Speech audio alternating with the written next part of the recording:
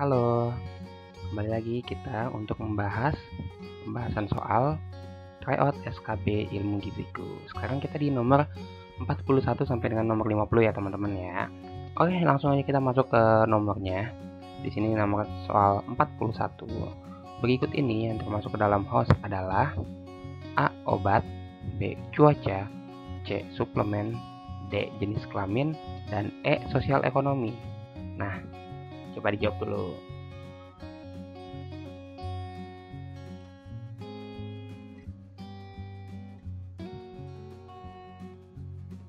Oke, udah teman-teman dijawab. Nah, ini yang termasuk ke dalam host ya. Host itu atau kita biasa menyebutnya itu penjamu gitu. Nah, penjamu ini atau host ini dia itu biasanya ke yang ada di dalam orangnya itu gitu. Dimana penjamu ini faktor-faktornya itu terdapat pada diri manusia yang dapat mempengaruhi keadaan gizi.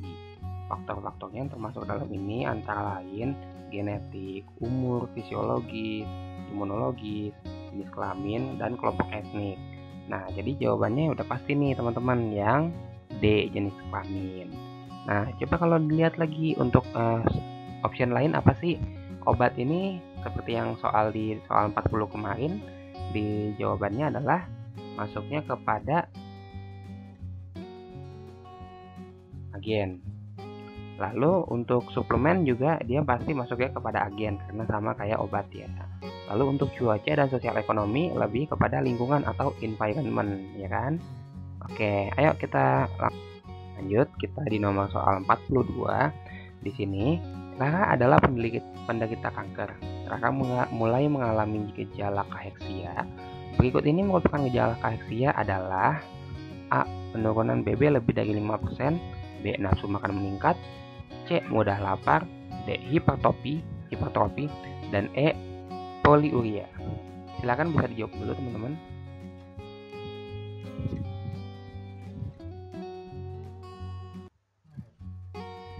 Oke, udah dijawab ya teman-teman ya. Nah, ini kita udah garis bawahi, dia nanyanya kaheksia. Gejalanya kaheksia itu adalah yang pertama lemah, kedua tidak nafsu makan, ketiga anemia berat, keempat merasa kenyang, 5 mual-mual, 4 hipotrofi, dan 6 penurunan BB lebih dari 5%. Maka untuk ini jawabannya A ya. Oke, kita lanjut nomor soal 43. Metabolisme lemak memulai dengan asam lemak bebas yang kemudian di dalam darah berikatan dengan A. Kilomikron, B. HDL, C. VLDL, D. LDL, dan E. albumin.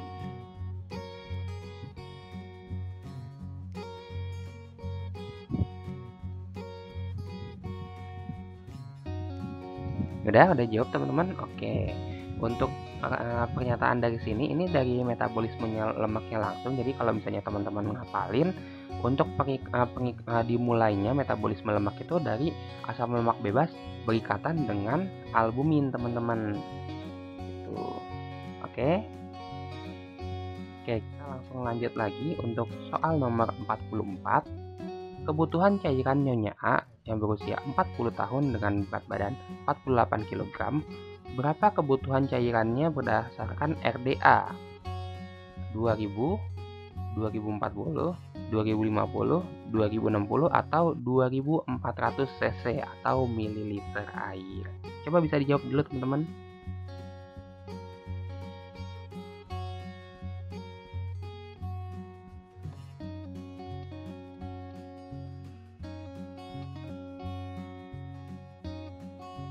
Oke. Nah, teman-teman udah dijawab ya. Di sini untuk nomor soal 44 ini RDA-nya atau requirement dietary allowance-nya itu kita menggunakan rumus Holiday Sigurd pada orang dewasa karena ini udah umurnya 40 tahun ya, dewasa. Nah, kita hitungnya dengan menggunakan BB per 10 kg pertama itu mendapatkan 1 liter per hari cairan atau 1000 ml. Lalu yang ke BB 10 kg kedua mendapatkan 500 ml cairan per hari. Jadi udah total 1.500 cairan untuk 20 kilo pertama ya teman-teman ya. Lalu untuk BB sisanya itu kalau lebih dari 10 kg, maka perhitungan rumusnya 20 ml dikalikan dengan sisa berat badannya. Jadi tadi udah dapat 1.500, dari 1.000 itu dari 10 kg pertama berat badan, lalu 500 ml itu dari 10 kg kedua dari berat badannya. Nah, sisanya tinggal 28 kilo ya. Dari 28 kilo ini dikalikan dengan 20 ml air, maka didapat hasilnya 560.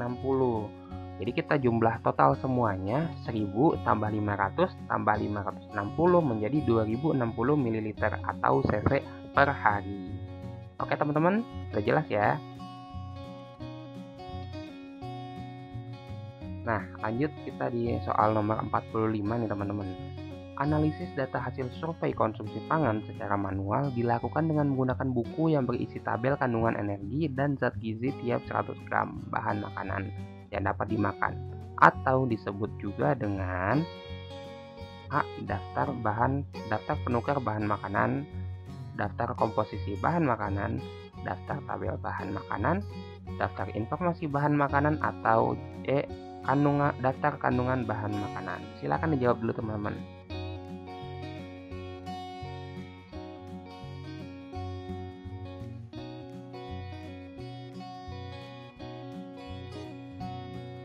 Oke, udah teman-teman dijawab. Nah, untuk pertanyaan ini kan kita garis bawahi di bagian tiap 100 gram bahan makanan. Kita biasanya untuk menghitung zat gizi kan memang ada tabel yang menggunakan 100 gram bahan makanan yang bisa dimakan. Jadi berat yang bisa dimakannya, bukan berat yang nggak bisa dimakannya ya. Nah, ini menggunakan daftar komposisi bahan makanan namanya, atau DKBM. Yang sekarang kita lebih mengenalnya dari tahun 2017 itu TKPI, tabel komposisi pangan Indonesia, yang juga ada di internet yaitu panganku.org. Nah, udah jelas ya teman-teman ya. Lanjut di soal nomor 46 nih teman-teman. Serangkaian kegiatan pengukuran konsumsi makanan pada individu, keluarga, dan kelompok masyarakat dengan menggunakan metode pengukuran yang sistematis, menilai asupan zat gizi dan mengevaluasi asupan zat gizi sebagai cara penilaian status gizi secara tidak langsung dikenal dengan istilah A. Survei kandungan pangan, B. Survei komposisi pangan, C. Survei komponen pangan, D. Survei konsumsi pangan, dan E. Survei ketahanan pangan.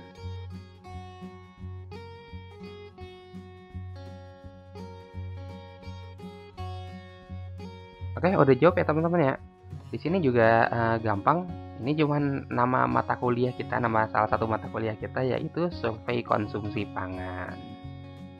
Oke, yang ini bisa di skip, langsung kita ke nomor 47. Suatu proses tersandar sebagai suatu metode pemecahan masalah yang sistematis dalam menangani problem gizi sehingga dapat memberikan asupan gizi yang aman, efektif, dan berkualitas merupakan pengertian dari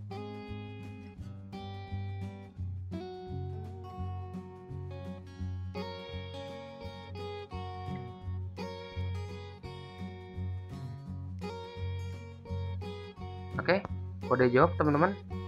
Ini untuk kalimat ini emang udah kalimat pengertian ya dari pertanyaannya. Ini sebenarnya udah kalimat pengertian. Nah, pengertian dari proses asuhan gizi terstandar atau PAGT. Jadi teman-teman jangan salah, jangan cuma menyebutkan asuhan gizi saja atau menyebutkan pemberian diet saja, karena itu prosesnya nama lengkapnya itu yang pas adalah proses asuhan gizi terstandar. Lalu kenapa enggak nutrition care process? Nah, nutrition care process itu adalah cara apa ya sama kayak proses asuhan gizi terstandarnya, tapi nutrition care process itu lebih kepada ke formulirnya, dan juga penyebutannya ini adalah penyebutan dalam bahasa Indonesia. Jadi masuknya ke proses asuhan gizi terstandar. Lanjut teman-teman ke soal nomor 48. Protein banyak disimpan dalam A. Hati, B. Otot, C. Tulang, dan E. Empe, D. Empedu, dan E. Saraf.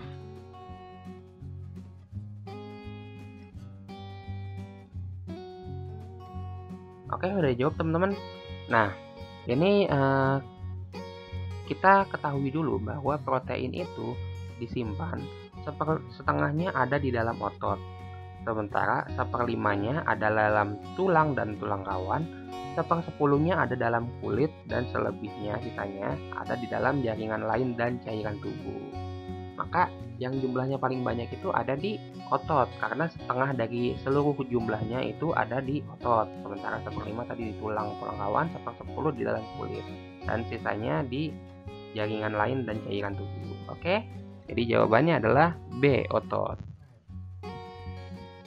Oke, kita lanjut ke soal nomor 49 nih teman-teman.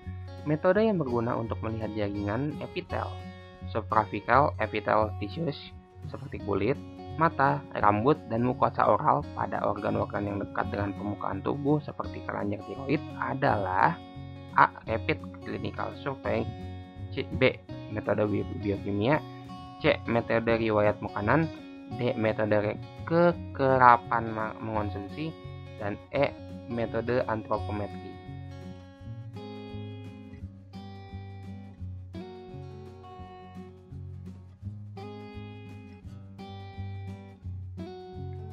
Oke, udah dijawab teman-teman. Nah, untuk ini juga pengertian. Jadi pengertian dari metode apa? Ini metode rapid clinical survey.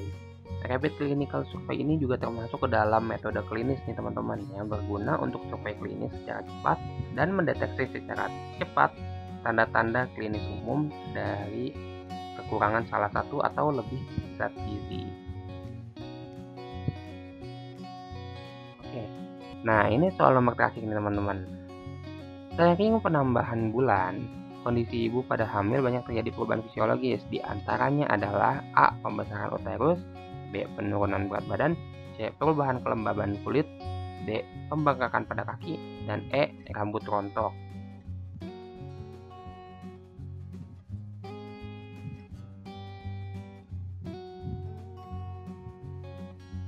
Udah jawab teman-teman?